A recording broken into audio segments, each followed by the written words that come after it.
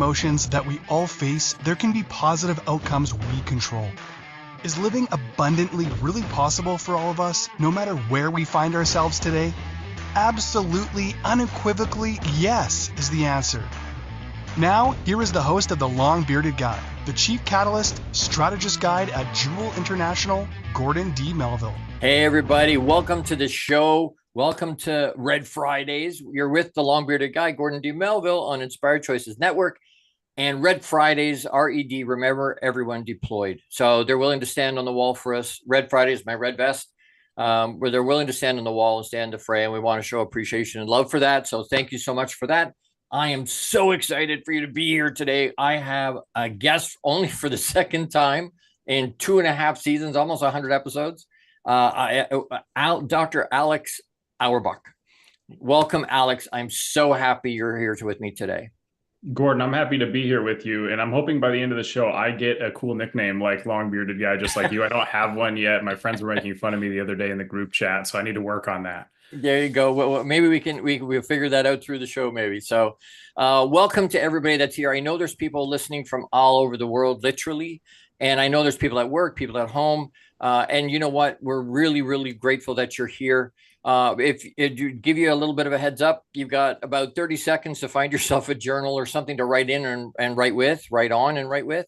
But thank you so much for being here today. If for those of you that know me, you know I'm the long-bearded guy, but I'm on a mission to positively change the lives of every man I meet. I'm the founder and CEO of Jewel International. I'm a legacy and resiliency strategist, and for a pro basketball team locally here, not the Raptors, as my illustrious guest is working with them, but I'm a champion performance catalyst for them. And we almost won everything. They had the winningest season they've ever had last season, doing some mindset work. I'm a multi-award winning international best-selling author multiple times, but I teach the 7 levels of emotional intelligence for men. And so when I bumped into and met just recently Dr. Alex, I was like, we were almost talking out of the same book. It was the funniest thing to listen to, because reading through his stuff and he's here today to help launch his new book, which is the title of the show today. Called to Greatness is the title of his book. It's on pre-order. You can get it, and I'm sure we'll get the link for that into the chat so that you can do that. But we're talking the same way. We're talking about mindset work exactly the same way, and so I was really excited to have him on today. By the way, please, and do the housekeeping part, like, love, share, subscribe, do the fun part there. If you get onto any platform, we're happy to have you find us on Apple TV and Google TV and Amazon Fire and Roku and iHeartRadio and Spotify, anywhere that you listen or watch. We're on 450 platforms multiple times a week. And so please plug into that, like it, love it, share it, but engage. And I'm sure Dr. Alex will echo that. Engagement for me, I'm not just like and love it, share it, please, please. But the engagement part is to reach out. Reach out to Dr. Alex. Reach out to me. Send us an email, send us a text, find us on LinkedIn, find us on social media, because that engagement is what's going to move us all forward. So we want to make sure we do that. So excited to have you in here today. Called to Greatness. So in this first piece, Dr. Alex, I want to just sort of talk a little bit and just have a quick conversation as we do for this hour, and back and forth. And so I was looking up the meanings of calling. So in the title of your book, right, Call to Greatness, it was like, what does it mean to have a calling? What does it mean to have to be great, right? What does greatness mean? And in the context of what we're talking about and what you're talking about in your book, for sure, what does that mean? Because a calling a lot of times has a spiritual overtone almost, right? You hear ministers or priests say, oh, I had a calling on my life to come into this ministry.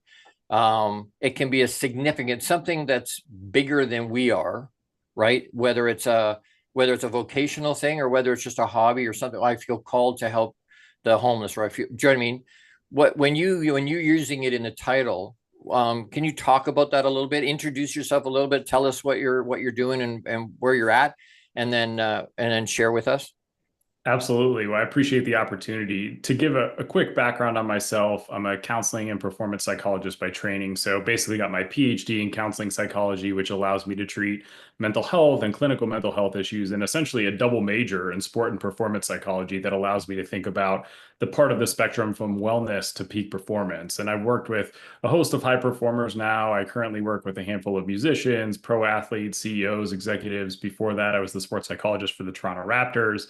I've done some work with elite military units here in the US, worked at a few big colleges, and in a past life before I was a psychologist, I was a college football coach. So I've played a bunch of different roles in sports, but have always really been interested in the mental side of the game and what allows people to really reach their full potential. When you get to the level of sport like the NBA or the NFL, what you find is that most players are pretty physically similar. Of course, you've got a few outliers like a LeBron James who's managing to play for 20 plus years at a ridiculous level, but by and large, most of the pro athletes are pretty much the same physically, right? If you look at the NBA, for example, most of them are between 6'7" and 6'11", around 200 to 250 pounds. And so you start to think about, well, what would really separate the best from the rest, right? And in my view, it's the mindset. It's the mental game that allows these players to time and again rise above their peers and have these all-time great performances and become sort of a legend of the field.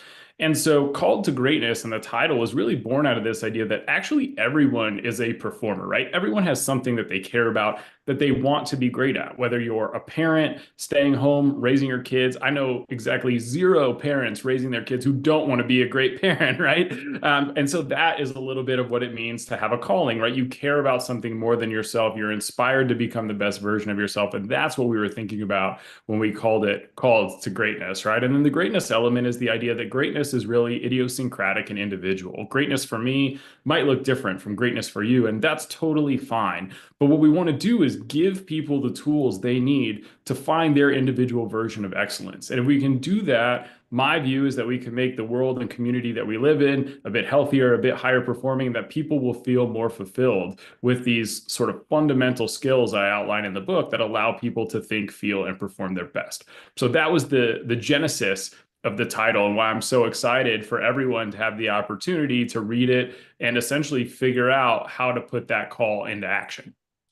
Perfect. And again, you know what, talking mindset, I say all the time, there's a difference between, I'm certified as a high performance coach, but there's a difference. They're all high performance. They're all pro athletes. They're all drafted, right? They're all high performance. So what's the difference between, they're not all champions though, right? So what's the difference between a high performance and a champion is exactly what you're talking about. And a lot of times I find that mindset piece is what is the distinguishing factor. They're doing something everybody can do, right? So, you know, LeBron James in a game 7 of a finals, right? There's no time left on the clock. He gets fouled. They give him 3 free throws and his team's down by 2 points.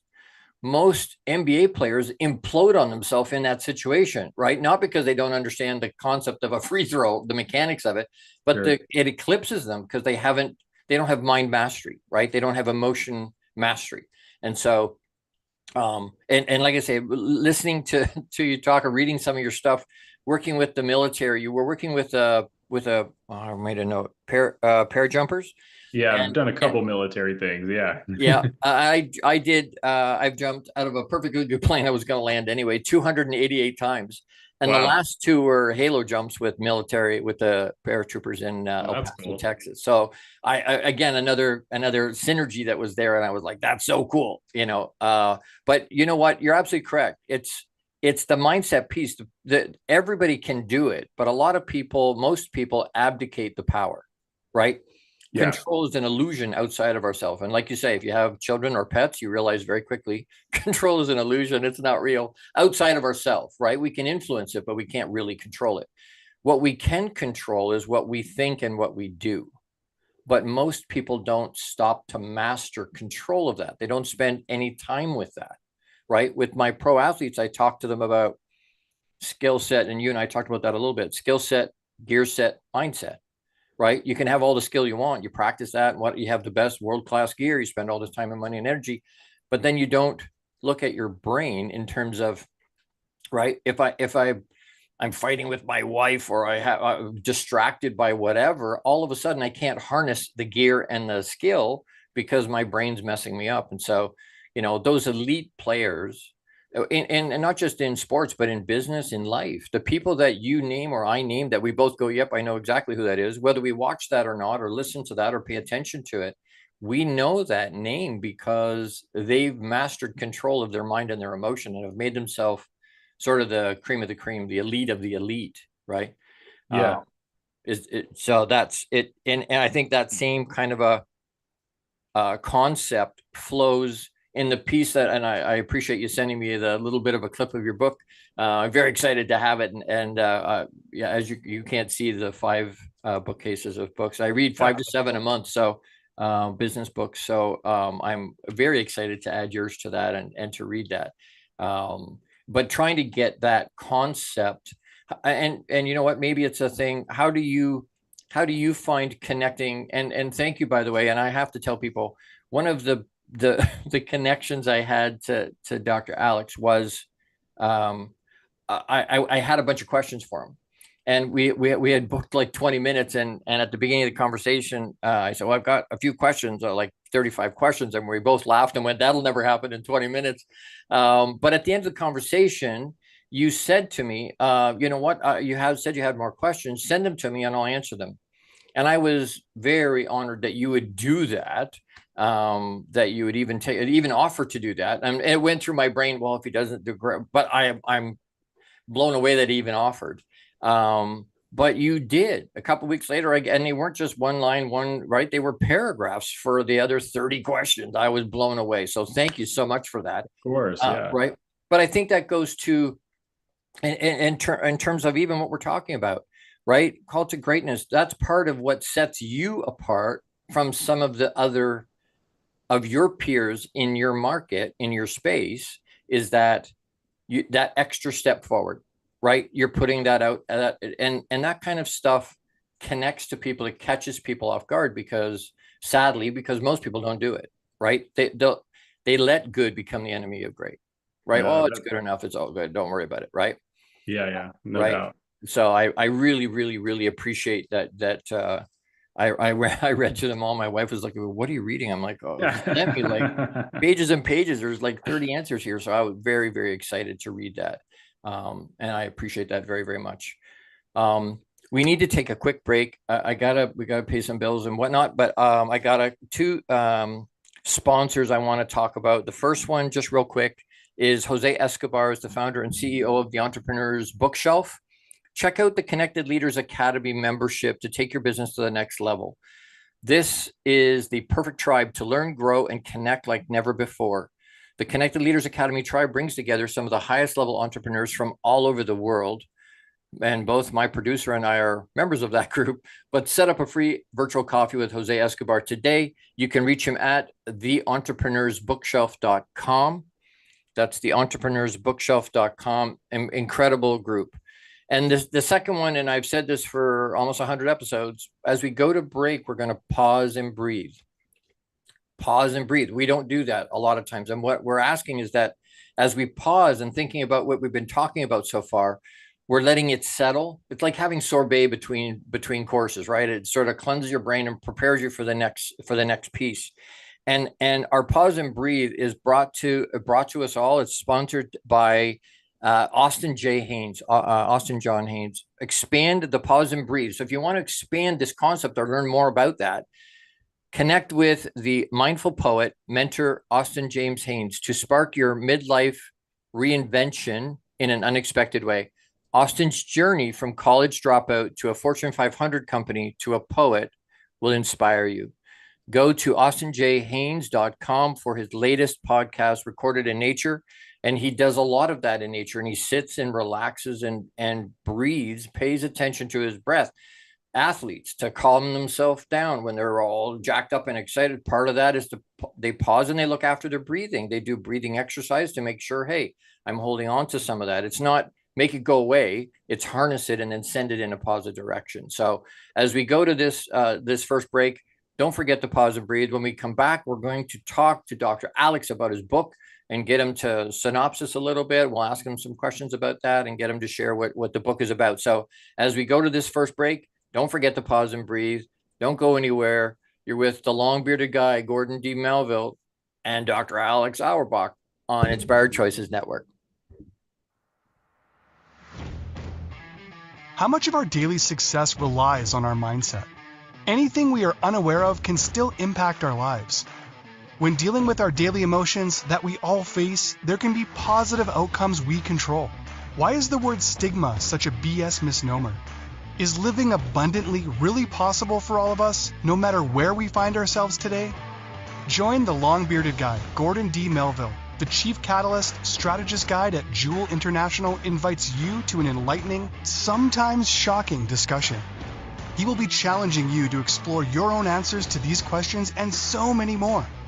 This will lead you towards living an abundant, successful life no matter how you define it. Gordon D. Melville is live Fridays at 12 noon Eastern, 11 a.m. Central, 10 a.m. Mountain, and 9 a.m. Pacific on InspiredChoicesNetwork.com.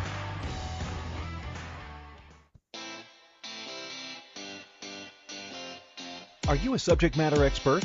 Are you here to share your expertise with an audience waiting to hear from you in only the way you can deliver? Are you ready to have your voice amplified across the airwaves? Inspired Choices Network has a global radio platform streaming to millions of people across the world. Professionally produced and supported by an accomplished team every step of the way, you can broadcast from anywhere in the world, knowing your voice matters, and we ensure it is delivered with ease and efficiency.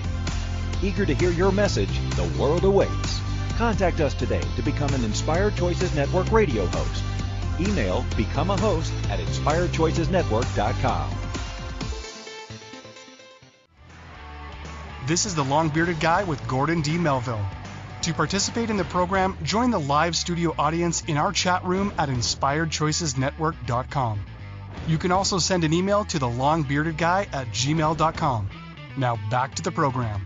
Hey, everybody. Welcome back. You're with Gordon D. Melville, the long-bearded guy on Inspired Choices Network. And today we're with Dr. Alex Auerbach.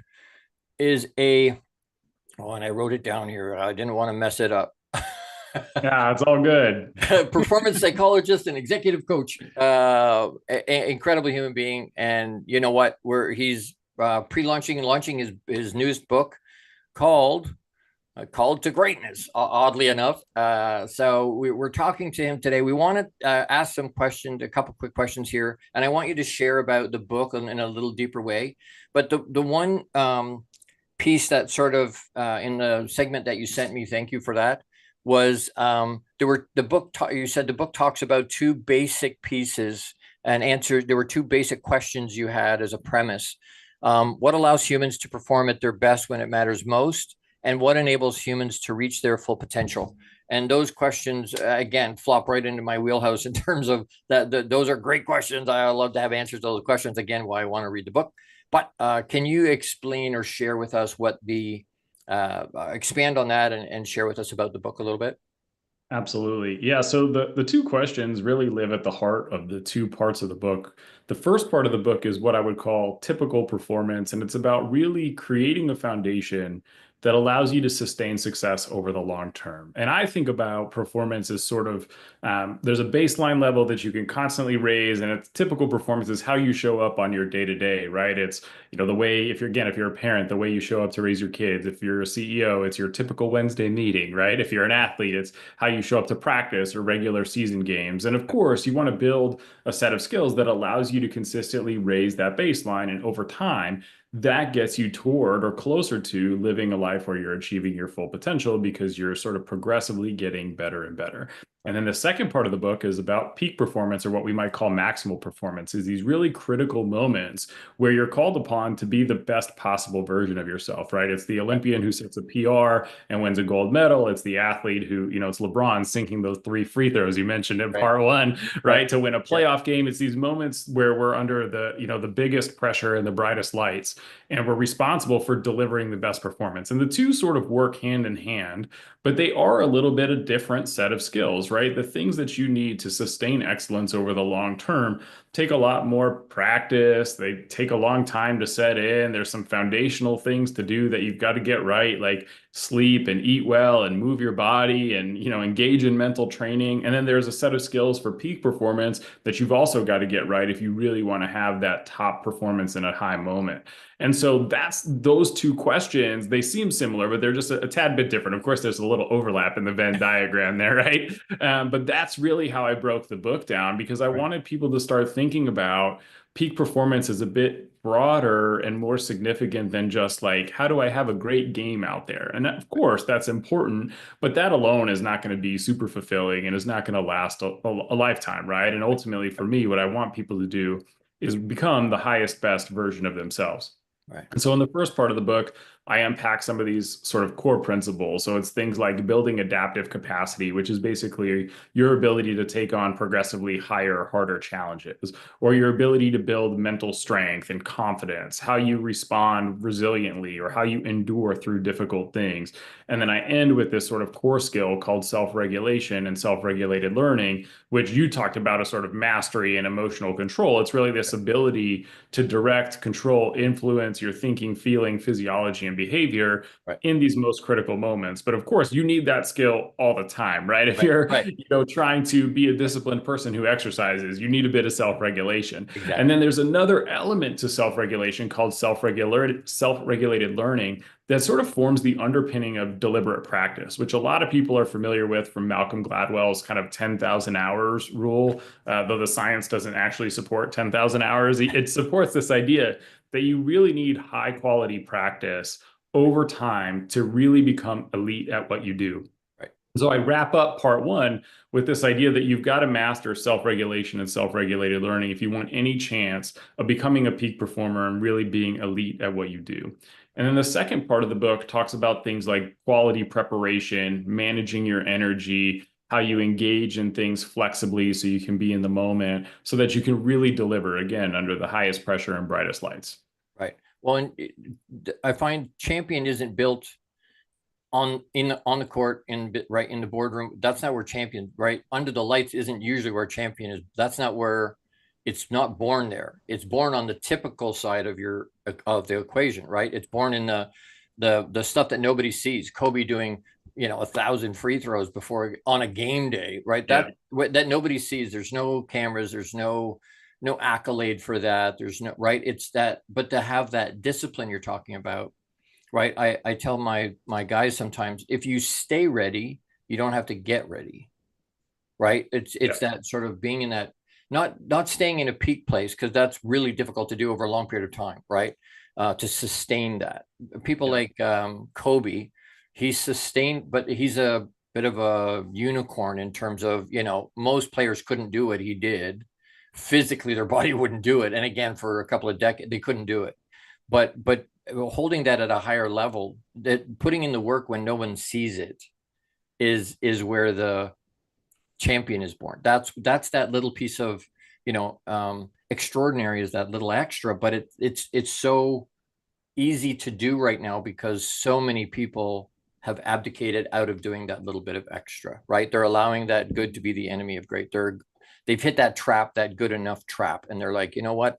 It's good enough. I don't have to push that hard, right? I don't have to go that extra step. And in a society where mediocre gets celebrated almost, right? Well, my kids, I have 3 teenage sons, and growing up, after some conversations with them where they would bring home a participant ribbon, I was like, don't show me a participant ribbon. Do you know what I mean? Showing up, you have to do that. Absolutely. Be in the game, be on the field, be in the game. But in life, there is a first, second, third. I said, even if it's a 6th place, like however many they're going to count, that's great. I'm all over that. Bring that, show it to me. We'll celebrate that.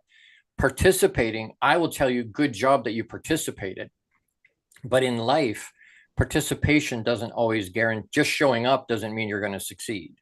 Do you know what I mean? So you have to do that extra work. You got to do that self-mastery around whether it's a dedication, a discipline, right? People don't want to be disciplined per se, right? Like Jim Rohn used to talk about the weight of regret.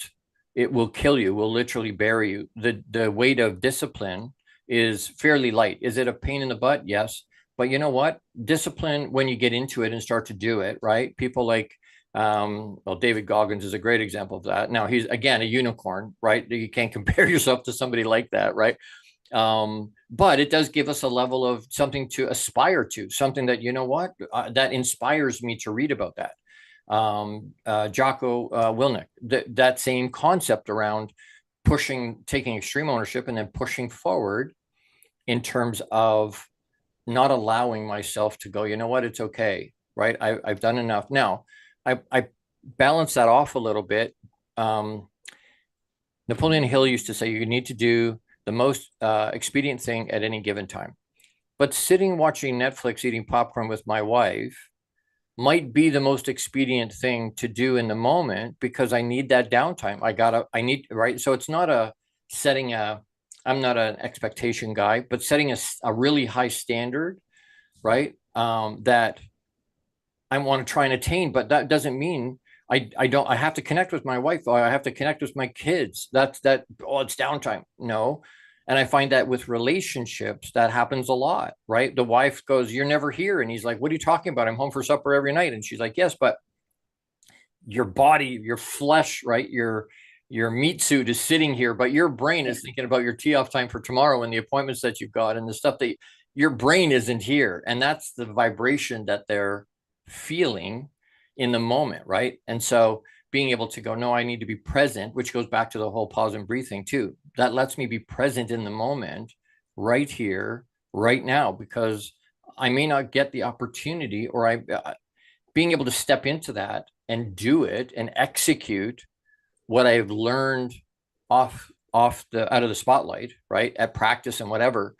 And you've been at more NBA practices than I've been at, but my experience with that was watching these guys. They were pounding as hard in practice as they did on a game day, right? Because they're practicing what they wanted, how they wanted to act and respond and be when they're in a real game, right? If they're practicing at 50%, when they get into a game, all of a sudden they have to ramp up and they're wait, this isn't how I practiced, right? And it doesn't translate sometimes.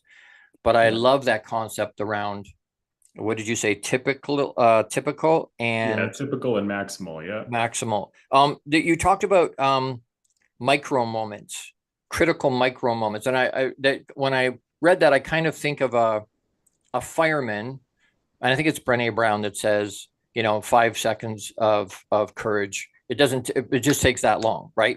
But that micro burst, firemen running into a building, it's not lack of fear, it's being afraid and doing it anyway, right? Courage is doing it anyway. And so, but once they make the choice, then they have to actually go, right? So it takes that 5 seconds of, oh man, I don't want to do it. And boom, they go and do, but in that half a second of making the decision and stepping forward, that's where the magic is, right? So when you were talking about micro moments, it's in that split second, right? You and again, you've seen more sports than I have, but being able to step into that and go, wow, you know what? They're moving so fast, right? Jordan is a huge fan of mine. I'm a huge fan of his, and watching him jump off the floor and then with the ball in one hand, and as he's going up, he changes hands, and it's like, well, how the presence of mind. Yeah. Right? It's in a blink of an eye. That's instinct. That's not, do you know what I mean? That's just born into him. This is who he's being. Do you know what I mean? That's not being an expert. Yeah. Yeah. Because if you think about it, as soon as you think, it's already, the seconds passed already. That microsecond is already gone. Right. It's very cool. We're going to talk some more about this in the next segment. I got to take another quick break.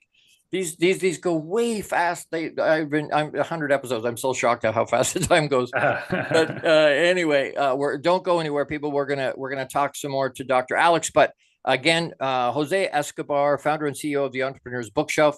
Check out his Entrepreneur's Bookshelf to learn more about his morning and evening routine mastery program that is changing people's lives. This program will help you install systems on the bookends of your day to maximize your morning and evening routine. Set up your free strategy session with Jose Escobar today, and you can reach him at theentrepreneursbookshelf.com. And again, if you're not doing some kind of morning and evening routine, you're fooling yourself in terms of being able to maximize your days, both at the end and on the beginning of the next one. So you need to have some kind of a routine there. And then as we leave for this break, again, pause and breathe allows us to be present, but it lets us percolate on what's going on, slows us down for a second, and lets us prepare for the next segment. And that's brought to you today by Austin J. Haynes. Expand your pause and breathe. Again, if you want to understand that concept a little deeper, connect with the mindful poet and mentor, Austin J. Haynes, to spark your midlife reinvention in an unexpected way. Go to austinjhaynes.com for his latest podcast, Recorded in Nature. He does a lot of his stuff in nature. And again, that helps ground, right? Going into a space, we all have lots of stress and lots of things going on in our life, but to be able to slow down, intentionally slow down, pause and breathe, and let it settle. As we go to this break, don't forget to do that. And we will be right back with more Alex Auerbach and Called to Greatness. You're with Gordon D. Melville, the long bearded guy on Inspired Choices Network. We'll be right back. How much of our daily success relies on our mindset? Anything we are unaware of can still impact our lives. When dealing with our daily emotions that we all face, there can be positive outcomes we control. Why is the word stigma such a BS misnomer? Is living abundantly really possible for all of us, no matter where we find ourselves today? Join the long-bearded guy, Gordon D. Melville. The Chief Catalyst Strategist Guide at Jewel International invites you to an enlightening, sometimes shocking discussion. He will be challenging you to explore your own answers to these questions and so many more. This will lead you towards living an abundant, successful life no matter how you define it. Gordon D. Melville is live Fridays at 12 noon Eastern, 11 a.m. Central, 10 a.m. Mountain, and 9 a.m. Pacific on InspiredChoicesNetwork.com. The Connected Leaders Academy is the #1 fastest growing networking community for entrepreneurs. CLA assembles high-level leaders, titans of industry, and business owners under one roof. If you're an entrepreneur looking to grow personally, professionally, scale your influence, develop skills, and expand your network exponentially, the CLA is where you need to be. Want on to more podcasts and shows, speak on more stages, sell more books, products, and services, get more leads, referrals, acquire new clients, develop lifelong friendships, and more. Join the Connected Leaders Academy today. Contact Jose Escobar on Facebook or check out www.claglobalsummit.com for more information.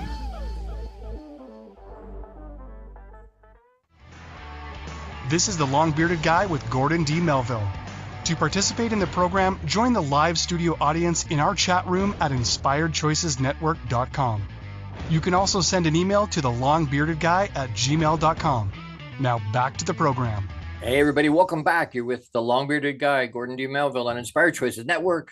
We're with Dr. Alex Auerbach today, and we're talking about his new book, Called to Greatness. And we're talking about what that means and what his idea and his intention with that is. As we continue to talk and discuss this, Dr. Alex, you ask a question, what makes for a good life? And so, and I talk about similar type things. What for you, and in terms of the book and in terms of what your philosophy is, what for you, how do you answer that question? What makes a good life for you? There are two parts to a good life for me. The first is high quality relationships with people who help make you better. Amen. We know that having good relationships, right, whether with a spouse or friend group, prolongs your life. These are the things that end up being the center of your narrative. They're how you make sense of who you are. They're the people that support you and give you a sense of resilience. So high quality relationships are sort of the bedrock of having a great life. And to everyone, that relationship might be different, right? For some people, it's really family centric. For some people, it's community centric. For some people, it's building a relationship with a larger platform. But having really personal, meaningful connection with an important group of people really matters if you want to have a life where you feel good about what you've accomplished at the end of it and you feel fulfilled. The second piece for me is novel experiences. And I think people underestimate the value of this. And I don't mean novel experiences like, going out and doing extremely risky things just to sort of like chase a high. What I mean is that people end up having, people when they have novel experiences, they reimagine and reformulate a little bit of their identity and how they make sense of themselves. And these become the stories that they tell, right? So I'm thinking about you, and you've jumped out of a plane 280 something more times than I have ever, right? I worked with parajumpers, but I never jumped. Right. And I'm imagining that first time that you jumped, that experience of stepping out of the plane fundamentally probably changed a bit of the way you thought about yourself and what was possible. And those moments are really cool. And that was novel for you. Those are the kinds of experiences I'm thinking about, but they don't always have to be jumping out of a plane, right? It might be something as simple as trying a new restaurant or taking a new vacation or just going a different way to work and seeing what you see, right? Right. But The intentionality of that. Yeah. Yeah, exactly. They can actually alter the way people think about themselves. And so to me, that's sort of the foundation of a good life. And then if you can wrap these psychological skills I write about in the book around these two things, you end up feeling personally really fulfilled, but you also watch your performance improve. And performance can be kind of your impact on other people. Again, it can be show up in boardroom results, right? Or show up on a basketball court. But ultimately, that's what I think most people want. I think most people feel fulfilled when they're becoming the best version of themselves, seeing themselves make meaningful progress, experiencing new parts of the world, and feeling really connected to the people around them. Absolutely. Well, and you know what I think what I'm finding is, and I'm by the look of you, to me, I'm probably twice as old as you, but what I'm finding is as I get older, the concept around it's not about my dollars and cents anymore. It's around my significance, right? To your point in terms of novel experiences, right? What am I leaving behind? And so I talk a lot in my shows about legacy because, and athletes are all the time, hey, what's my legacy? What am I leaving? How are people ever going to think of me? And a lot of times what I think people step past is the fact that we're leaving. Legacy isn't something at an end of life. Legacy is something that we've poured into people, right, during our life. And so if we're doing that every day without realizing, there's no awareness around that. And so, leaving that legacy, that significance, if I can do that as part of my, as part of my experience, I love the intentionality of what you're talking about, because we can grow by organically, right? We could do that, right? But that's going to be whatever happens. It's just a willy-nilly, right? Whatever direction it goes.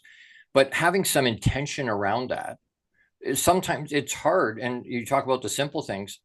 Sometimes it's hard. I get into I love going to the same bar, right? Norm kept going into Cheers. That dates me, but everybody knew who he was. He didn't go to another bar. He always went to Cheers, right? Because they knew him. But if for him to go into a different bar, he would have had to use some intentionality, and he would have had to push himself to try, okay, you know what? I'm going to try something different. Well, that can be scary for a lot of people. They get used to what their routines are, and then they don't want to push that envelope. When I was doing that, I was I traveled with Grant Cardone for 7 years and spent a bunch of time with him. And he had said, don't look back and have regret. So we didn't start skydiving, right? We wanted, to your point, novel experiences. So I did a cattle drive in Montana for a week, right? I always thought saddle sores was a figure of speech. It's not. It's really not. But that got us going. It got your heart rate going, right? We had a lot of fun. And then it was like, okay, what else can we do? Well, we started rock climbing. And that was cool, but it got that adrenaline going, and you're looking down, holy crap, right? But eventually that high wore off. Okay, what else can we do? So then we started bungee jumping. And again, and I'll never forget, and to your point, I'll never forget the very first time I bungee jumped. And I looked at the guys that talked me into doing that, and I'm like, if I live, I'm going to kill you, because I was so scared, right? But you go off and you're bouncing and bouncing. Oh, this was awesome. This is awesome. I gotta do this again. And so then we started to do that all over the place. And then the very first time we went skydiving, we needed, because eventually the bungee jumping, okay, this is fun and it's a blast, but it didn't jack you up the same way. And again, a little bit of an adrenaline junkie, I'm sure, was in play there. But that intentionality to go, I know it's going to scare me, but I'm going to do it anyway. Right. And so the very first time, they were tandem jumps. I did 2 tandem jumps at the beginning. You're strapped to somebody else. And for those of you that want to try that at some point, they're going to tell you in the plane, we're going to count to 3 and then we're going to jump. And we're like, okay. And it was 1, 2, and out we went. It was like, what the hell? You didn't count to 3, right? If they wait to 3, they get stopped. So just a little, right? But the very first time I did that, I remember looking at my buddy. I'm like, if I live, I'm going to kill you, because we were all scared, right? I find it very interesting that when they do studies on fear, they and they use skydiving. The one study I was looking at was a skydiving thing, and they go to the class and they learn about what's going to happen or what could happen, techniques and whatever. Their heart rate's going up. They put a heart rate monitor on them, and their heart rate goes up. And then as they walk out onto the tarmac, their heart rate goes up and up and up. And as the plane takes off and lifts off, right, as it goes up, their heart rate goes up. But the weirdest thing happens when they actually exit the plane. Their heart rate goes down instead of up. And I'm like, well, that's completely counterintuitive to what I thought it would have done. But what that taught me or teaches is that all that anxiety was for what? Because right, once you get into the experience, you push yourself past that fear. That you hear people say all the good things you want are on the other side of that fear, right? But once you step through that fear, you realize, oh, this is wicked. This is so cool. And they get all excited, right? The same thing happened in El Paso with the military, and the cone on the back of that plane opened, and we had to train for a week with oxygen strapped to yourself. And when they do a halo jump, they pull the cord 100 feet off the ground after we jumped out of a plane at 42,000 feet. Wow. And they pull the cord at 100 feet because it's an insertion method, right? They wouldn't let us do that. Insurance wouldn't let us do that. 700 feet was it. But once you fall in 41,300 feet, you almost, it goes through your head. I can jump from here. Like it's just that little bit. Right. But the same thing went through my brain, and I couldn't talk because he has masks on, but I looked at him and I kind of winked, and he's like, yeah, I know what you're thinking. We were both thinking, if you live, you're going to kill me. I get it.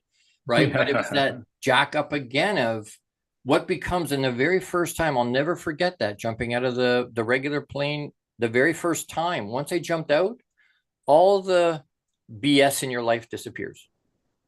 Literally, right? It's like, what's most important to me in the moment that you're thinking, I could die right here.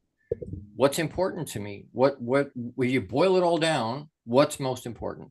And I think that's going to be different from everybody, right? For you, it might be different than me. Right. But how we show up and how we intentionally put ourselves out there to take those steps. They say the graveyard is the most expensive property there is, because so much of people's potential never got realized because they didn't do anything with it. Right. Like they didn't have that. They weren't looking for those novelty pieces or those novel experiences in their life. And so they went to the grave without, they may have had a good life. They may not have had the life they could have had because they didn't have the,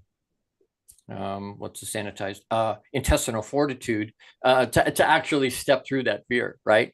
I love that concept. Again, I can't wait to read the book. Because again, it's you and I are kind of talking from different angles, but we're talking basically out of the same book. The concepts, I kept reading the excerpt again. I read it again this morning, and I was like, yep, yep, like it was the weirdest thing, because it's like, yeah, I talk about that this way. Vernacular might be different, but the boiled down concept is exactly the same. And I'm like, I love this. I got to try and spend, and I know you're now back in the US, but we got to try and figure out how to do Zooms with you more often so that we can collaborate and talk some more. Anytime. Yeah, I'm all over it. We want to do that. All right. So as we go to another quick break here, don't go anywhere. We're gonna do my regular thing. We'll wrap. We'll review a little bit, and then we've got some call to action this week, the way we always do, that I think it will be impactful and will connect you very, very well to Dr. Alex. So don't go anywhere. And again, as we go to break, don't forget to pause and breathe. Ground yourself. Be present in this moment, right? How much of our daily success relies on our mindset? Anything we are unaware of can still impact our lives. When dealing with our daily emotions that we all face, there can be positive outcomes we control. Why is the word stigma such a BS misnomer? Is living abundantly really possible for all of us, no matter where we find ourselves today? Join the long-bearded guy, Gordon D. Melville. The Chief Catalyst Strategist Guide at Jewel International invites you to an enlightening, sometimes shocking discussion. He will be challenging you to explore your own answers to these questions and so many more. This will lead you towards living an abundant, successful life no matter how you define it. Gordon D. Melville is live Fridays at 12 noon Eastern, 11 a.m. Central, 10 a.m. Mountain, and 9 a.m. Pacific on InspiredChoicesNetwork.com.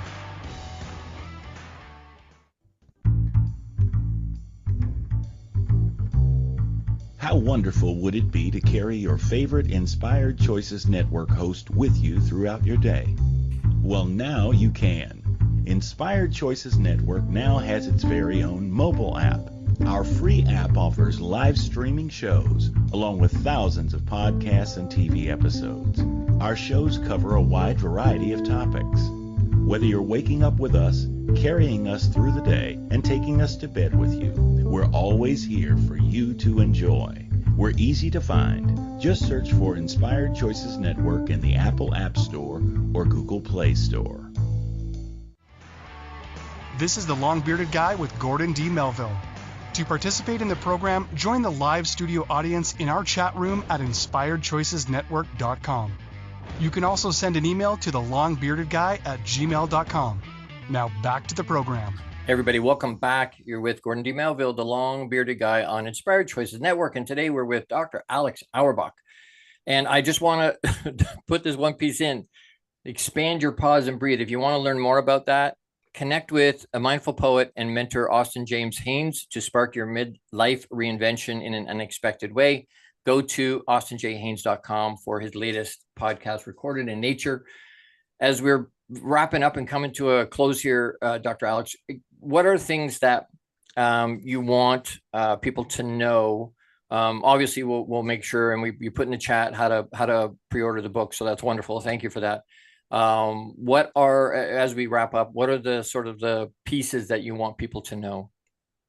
Well, there's probably too long for the final segment here, but I think the main message would be, I really want people to recognize and appreciate that they have the opportunity, should they so choose, to become the highest, best version of themselves. Like, I really genuinely believe everyone has signature strengths that if they capitalize on and align around their core values, that they can have a life that they're really thrilled about and where they're achieving their full potential. And the nice thing about it is, you used the word simple in an earlier segment. Like, to me, a lot of this stuff is simple. It's not easy. It's very challenging to put in a regular mindfulness practice, to be disciplined enough to get a good night's sleep, to progressively push yourself to higher, harder things like you were just talking about, and jumping out of planes, right? And again, not everyone has to jump out of planes to do that, but it does take a real commitment to become that best version of yourself. But there's nothing in the book, there's nothing I would ask you to do that's like, stand on your head for 30 seconds 5 times a week kind of thing. Like, it's pretty straightforward for making it happen. And so what I'd really encourage people to start with is some of the foundational elements of your own personal excellence. So these are things like identifying your core values and then setting goals that align with those values and figuring out what you can do each day to get closer to those goals. We know that when people are feeling like they're making meaningful progress on their goals, they're bound to feel better and feel like their life is higher quality. So that would be an easy place to start. I'd encourage people to pick up a regular mindfulness practice or a breathwork practice. And then I'd encourage people to do a little bit of self-reflection at the end of the day. I teach every pro athlete I work with the same kind of 3-step formula. It's basically, what did I do today that I want to keep doing? What did I do today that I want to do differently? And what did I learn? And what you'll find is when you go through those questions consistently, it takes you 3 to 5 minutes, like nothing more. You're going to start to extract some real patterns and insights about what helps you be your best, what maybe takes away from you performing well. And then you can, of course, iterate and change based on what you've learned. And so those would be some great starting points. But again, I just want people to recognize that it's all possible for you if you put in the work. That's beautiful. And I've heard that probably more this year than any other year, that people don't realize they can, right? That the option's even there. But most people don't even understand that it's there. And I love that in terms of simple, not easy, right? And you know what, to that point, I think if we continue to do it, eventually it becomes easier, right? Everything is hard at the beginning, right? Michael Jordan got cut from his team. Kobe didn't score any points in a whole summer playing. Like, I mean, we all start somewhere, right? But it's going to be difficult. But if we continue to put in that time and effort, it'll grow. And then again, it's never easy, right? But it's not. We all know how to release weight. Why do we have an epidemic of? Why? Because we don't actually execute on, right? They're not actually doing what you're talking about. They know what to do. They just don't do it. Right. Yeah. That's beautiful. What's the easiest way for people to get a hold of you? You can find me everywhere, for better or worse. I'm on X, formerly Twitter, at Alex Auerbach, PhD. LinkedIn, same thing, Alex Auerbach, PhD. You can find me online, alexauerbach.com. My email's right there. If you submit a contact form or reply to my newsletter, momentum.alexauerbach.com, it comes directly to me. I read everything that comes my way. I respond to everybody. I really believe that that's important, and part of my personal mission is to make this work more accessible. And I believe that it's my responsibility then to give people attention and, help them figure out how to be on their best path. So those are all the places you can find me. Please don't hesitate to reach out. That's awesome. Well, and my call to action for you, for people today, get on Dr. Alex's email list. It's amazing, the tips that come there every week. Pre-order the book, and he put the link in the chat to be able to do that. That's an autographed copy. Yeah, autographed copy. Get in there and do that. And then, you know what, like you say, write down and journal what's your call to greatness. What are things that you want to do? What are the goals that you want to push yourself forward with? And then actually do something with it, right? It's not they say the road to hell is paved with good intention. Like, it was the good intention that was the problem. That wasn't the problem. Nobody actually did anything with the good intention. That's the problem. So, write it down, but then do something with it, right? And thank you so much for being. I've been so excited for this episode, because I'm like, I can't wait to talk to you live. And again, I want to do it more. You and I want to be able to talk some more, but you know what? Massive appreciation for you being here and sharing with my audience today. And it's an honor to have you. I've learned a ton today. I've got like 4 pages of notes I had taken, and some of the stuff I've added to while we've been talking. So thank you for that. And keep doing what you're doing, because it's absolutely critical and needed, especially now. And I think there's a lot of people looking for what you and I both do, more and more people. So please keep doing what you're doing. Thank you for having me. Oh, thank you. Thank you so much. I really, truly, from the bottom of my heart, you inspire me a lot. So thank you for that.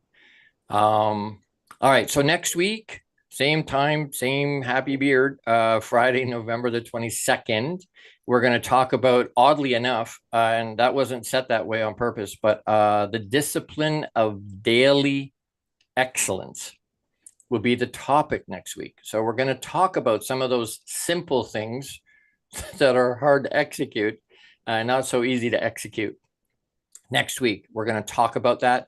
And so as we go today, let's, don't forget to pause and breathe, but plug into the tools that are available, right? Reaching out to people. Dr. Alex just said, if you reach out to him, he'll respond to you. People sometimes are like, oh, it's too expensive. I can't afford a $40 book. Now, they'll blow $200 or $300 at the bar on the weekend without blinking an eye, right? But again, at the priority of it all. But at least plug into the free stuff. There's free. You can get on his email list. It'll give you the tips and things that you can execute that aren't costing you anything but the time to actually do it, actually execute for yourself. Show up for yourself. When that happens, you'll cascade into people around you. Their lives will get better because you made yourself better. And so that focus around increased awareness is a key piece. But build for you, right? This week, be courageous. Step out, step through that fear. Be unapologetically, unabashedly you. No one else can do that. Make it another great week, because you can do that. You've got the power to do it. Live out you abundantly and with intention. Know that I love you. Big, massive hugs. We'll see you next week. And as we go, the question I'm always asking you, who are you being? Not what are you doing? Who are you being? We'll see you Thank next you for week. tuning into the Long Bearded Guy Show. You are appreciated and loved. Gordon D. Melville returns Fridays at 12 noon Eastern, 11 a.m. Central, 10 a.m. Mountain, and 9 a.m. Pacific on the InspiredChoicesNetwork.com. Until then, make it another great week, leading with love, powerfully designing, crafting, and living out your positively impactful legacy life you were created for.